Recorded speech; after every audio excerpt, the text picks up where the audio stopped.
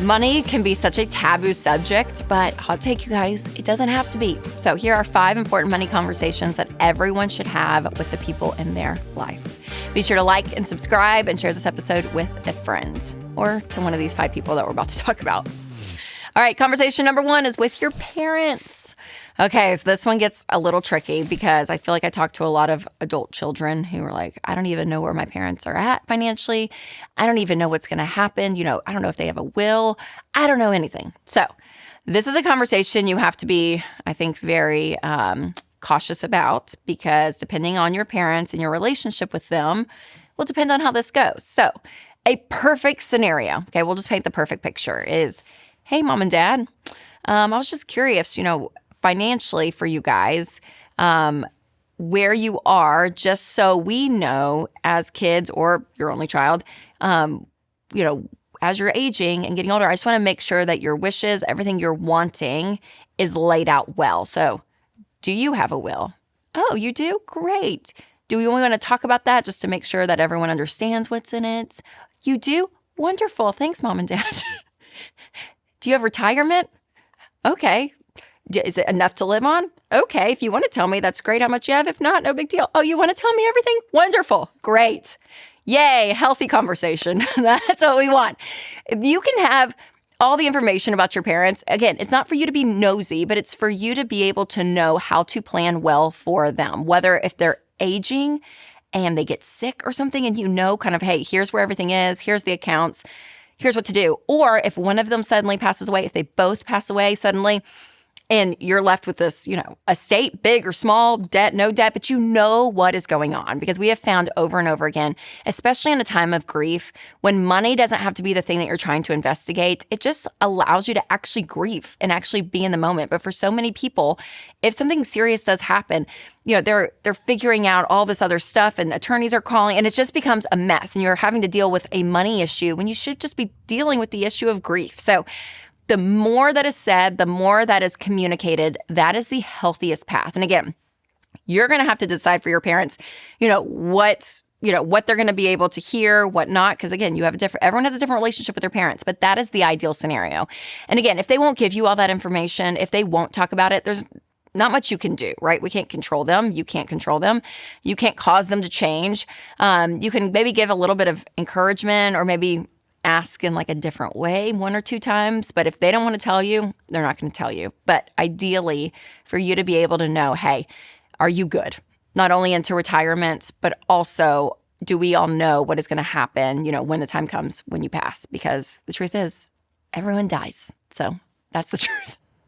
All right, conversation number 2 is with your kids. So this is going to look different depending on their age. But when you have little ones around, start talking to them about money. I think the importance of understanding where money comes from is really important to say, hey, money comes from work. And so whether you are helping dad load firewood, which my kids did this weekend, you're going to be working. You're going to be doing stuff. There'll be some stuff you do around the house because you're part of the family, unloading the dishwasher, that kind of thing. But there are going to be things that we'll pay you on because we want to equate this idea that when you work, you get paid. That is part of the process. And when you can learn that as a little kid, that is so big. And then out of that, we're going to learn to give and save and spend. We're going to talk about these things, but we're also going to do them. Now, if you have older kids, teenagers, maybe it's saving up, for their car when they turn 16. Maybe you're going to contribute part. Maybe it's up to them to buy the car. I don't know if you want them working. So maybe a conversation around actually working outside the home and not just chores. But starting to have these conversations. And then as they get in high school and a little bit later, talking through college, what does that look like for them? And so being able to have conversations around money, not only for their benefit and what's going on with them, but also teaching them things, again, age appropriately, but talk to them about investing, about compound interest, taxes, right? These things that are adult-like, but the more they can understand these things, that it's not a shock to them when they go out into the real world, that is a beautiful part of parenting. So that's kind of the tactical side. But then you can get to the emotional side of parenting and money, talking about contentment. Man, we could apply that to any age of kid, right? Generosity, like there's things going on inside of them when it comes to money even as kids, even as teenagers. And when you can actually start to talk about where money has a place in your life, it's a really beautiful thing. And so having those conversations is important. That's one reason I wrote my kids' books for little ones, but I have books, on contentment and generosity and gratitude and all that. I'll put a link down for those down below. But having these conversations and these subjects and you as the parent communicating that with your kids, I think is such a big part of them becoming adults that actually thrive. Now, one thing that has saved me some serious time and money over the years is Delete Me, because every new year we aim to get organized, and one thing that most people do forget to clean up is their digital life. And with every coupon, newsletter, or giveaway sign up that you sign up for, your personal information is out there and it spreads to shady data broker websites that you've never even heard of. I mean, they're crazy, you guys. And that is where Delete Me comes in, because their team of privacy experts finds your info on these sites, gets it removed, and then keeps it off. It's like a digital cleaning crew protecting your name, privacy, and peace of mind. So start your year off right with Delete Me. Go to joindeleteme.com/Rachel and use code Rachel to get 20% off. All right, back to our list. The next person you want to have a conversation with about money is your spouse. So you may be in a marriage where you talk about it a lot and, you guys are on the same page. It's not a big deal. Maybe there's some differences, but you kind of are in the right direction. You know what's going on. That's awesome. That's great. If not, if money does feel like a taboo subject, or it does feel like, oh my gosh, I don't know, I kind of have to tiptoe around it, then we need to dive in. You need to dive in to this part of your marriage, because being on the same team and understanding, hey, here is how my spouse is wired, here's how I'm wired, and we both respect these things, but we are on the same path with the same goals and what we want out of life with our money.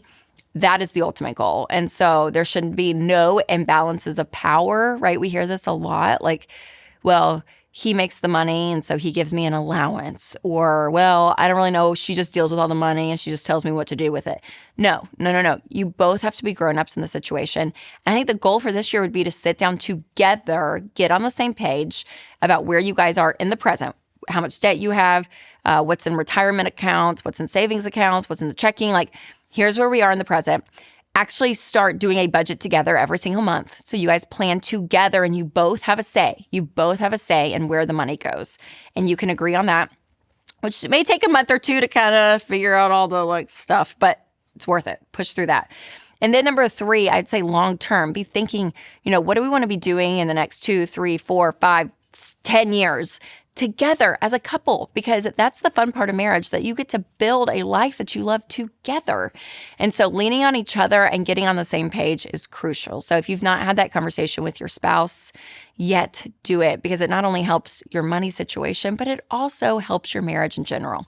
Now, if you need to get organized, especially when it comes to the budget, Everydollar, it's the best budgeting app. So make sure to check it out. All right, number 4, friends.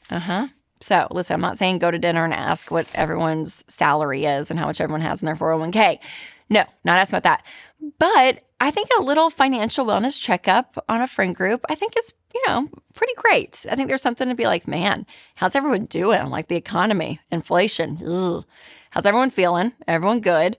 Maybe if you want to plan something together that fills up your cup, whether it's a big fun European girls trip or maybe a budget-friendly supper club. Like, I don't know what season you are in with life and community, but there's something about saying, hey, this is kind of where we're all at, and let's lean on each other and be able to talk about it. Because sometimes money can feel like such an isolated issue because people do kind of tiptoe around it. And again, I know some numbers are really personal, and not saying you have to divulge everything, but just kind of checking on each other, taking care of each other. Just kind of, hey, where's everyone at? If you need someone to lean on, talk through a subject like this, I'm here, right? That's a part of friendship.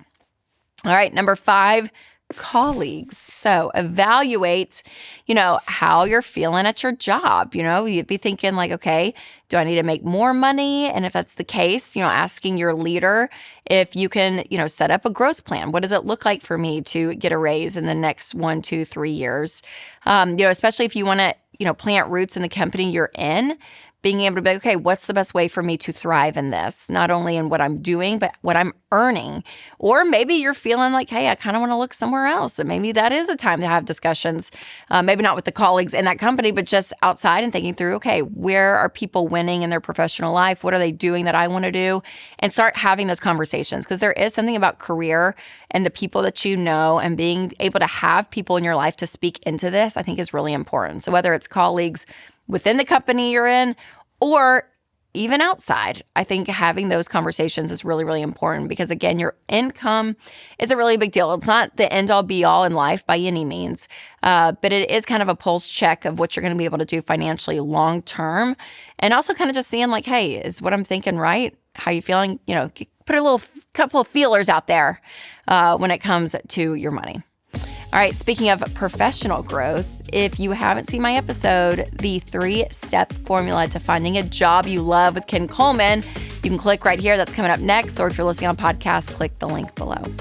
All right, you guys, remember to take control of your money and create a life you love.